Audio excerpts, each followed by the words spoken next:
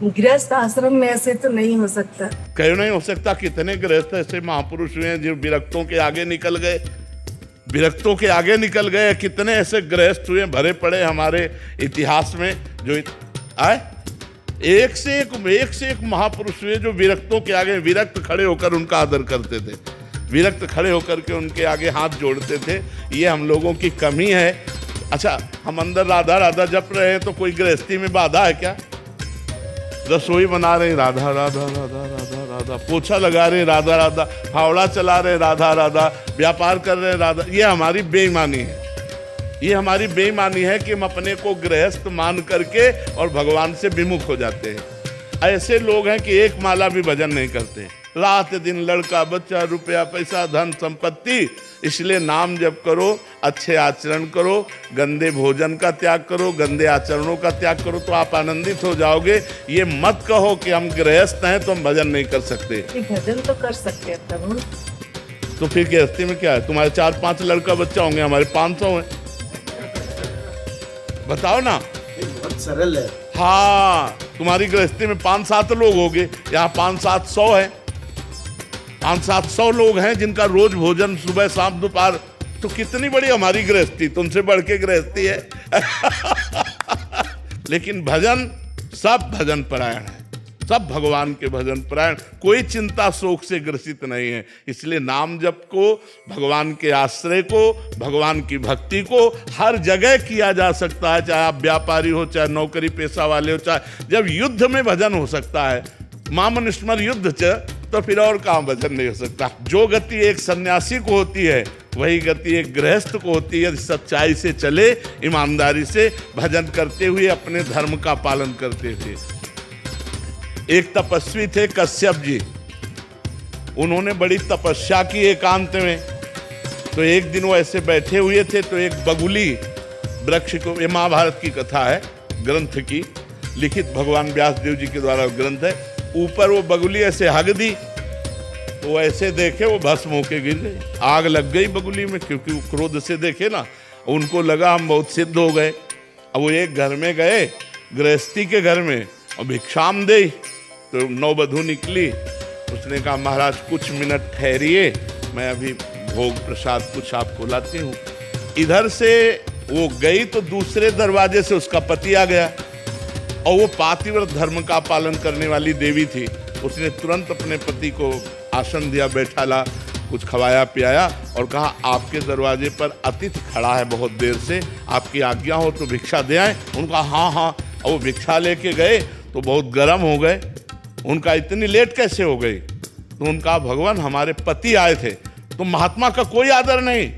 तो उनका तुम हमको वृक्ष की बगुली मत समझना कि तुम्हारी दृष्टि से हम भस्म हो जाए। अब ये घटना केवल वही जानते थे, दूसरा कोई जानता नहीं था। अब उनके होश उड़ गए। तो उनका देवी आप ये कैसे जान गए? तो उनका तुम्हारी तपस्या को जब से तुम घर से निकले हो तब से आज तक को मैं देख रही हूँ। बोले ये कैसे? बोले मैं अपने पति को भगवान मानती हूँ, कभी पर पुरुष का स्पर्श नहीं किया, और भगवान का चिंतन करती हूँ, पति की सेवा करती हूँ, मुझे तीनों काल का ज्ञान है। अब आप समझो, एक विरक्त को उपदेश दे रही थी एक गृहस्थ नारी। अरे और तो और जाने दो, भगवान शंकर, भगवान ब्रह्मा और भगवान विष्णु अनुसुईया जी की सतीत्व की परीक्षा लेने गए तो 6-6 महीना के बालक बना दिए। कथा सुनी है ना, प्रसिद्ध है ना, पालने में झुला दिया ब्रह्म को, परमात्मा को 6-6 महीने के बालक। गृहस्थ धर्म कोई साधारण, हम लोग आकाश से पैदा हुए हैं क्या? गृहस्थी भी तो पैदा हुई है। आज भी हम पल किससे रहे? गृहस्थों से ही तो पल रहे। तो गृहस्थी धर्म कोई साधारण धर्म समझते हो क्या? विरक्त धर्म का पोषण करके अपने परिवार का पोषण कर रहा, धन्य है गृहस्थ धर्म। लेकिन गृहस्थी में पापाचरण छोड़ो, भगवान का नाम जप करो, धर्म से चलो तो गृहस्थी धन्य हो जाए। अब शराब पियो, मांस खाओ, पराई स्त्री से व्यभिचार करो, गंदी गंदी बातें करो, तब तो नरक का रास्ता है, चाहे कोई भी हो, गृहस्थ हो चाहे विरक्त। अपने अपने धर्म से चलो तो हम सब पहुंचेंगे एक ही पिता के घर। हम अपने धर्म से चले, आप अपने धर्म से चलो, दोनों को परमात्मा प्राप्ति हो जाएगी। तो इसलिए ये बात कह के कि हम गृहस्थ हैं, भगवत प्राप्ति हमारे लिए दुर्लभ, ऐसी बात नहीं, सबके लिए सुलभ है। भगवान का चिंतन करो, धर्म से चलो। एक गृहस्थ के लिए सात्विक भोजन क्या होना चाहिए? जैसे हम लोग वेज के नाम पे सब कुछ खा लेते हैं, हाँ, हमने पिज्जा भी खा लिया, हमने बर्गर भी खा लिया, कुछ नहीं नहीं, ऐसी चीजें जो बाजार में अपवित्र लोगों के द्वारा बनाई गई हैं वो हमारी बुद्धि में रजोगुण और तमोगुण पैदा करेंगी।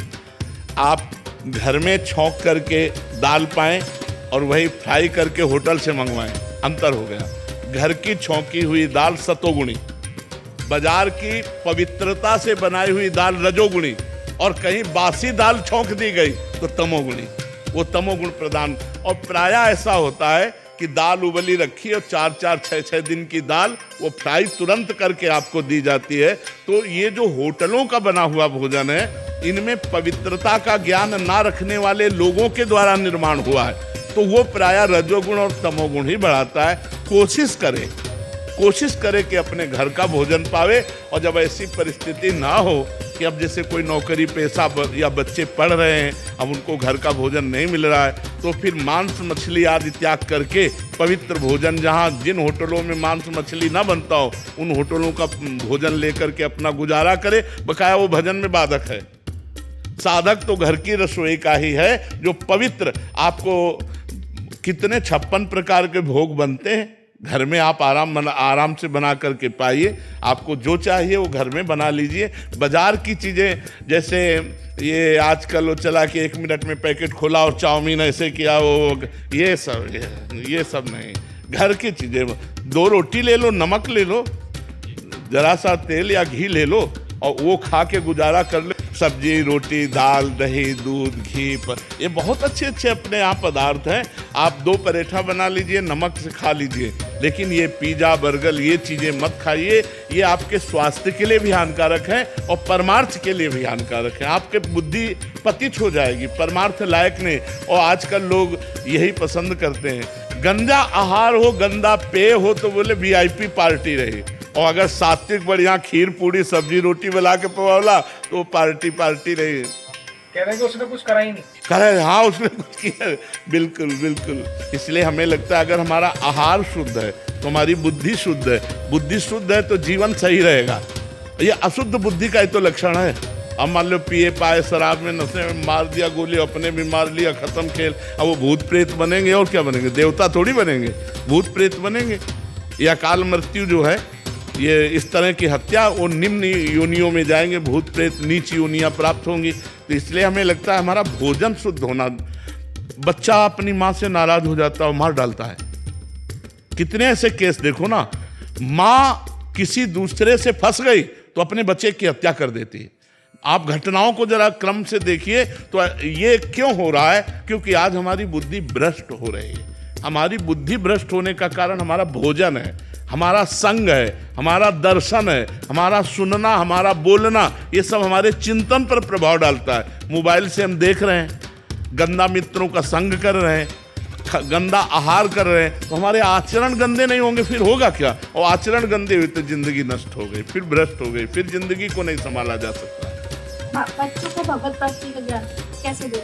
एक माला ही बैठाल कर करवाओ, काउंटर से बैठाल करके तुम 108 बार राधा राधा बोलो, तुमको अभी हलवा बना के पवाएंगे, तुमको ये पवाएंगे। उन बच्चों को प्रलोभन देना, तुम्हें अमुक वस्तु दे देंगे, तुम्हें शाबाश। एक माला करो राधा राधा राधा, हमें दिखाओ 108 बार किया कि नहीं किया। ऐसे धीरे धीरे उनको, अच्छा अब तुम 200 बार करो, तुम 300 बार नाम जप करो। ऐसे धीरे धीरे लगाओगे तो बच्चापन से संस्कार बन गए ना नाम जप के, तो अच्छे सदगृहस्थ बन जाएंगे। उनको शिक्षा दे कि गलत आचरण ना करे।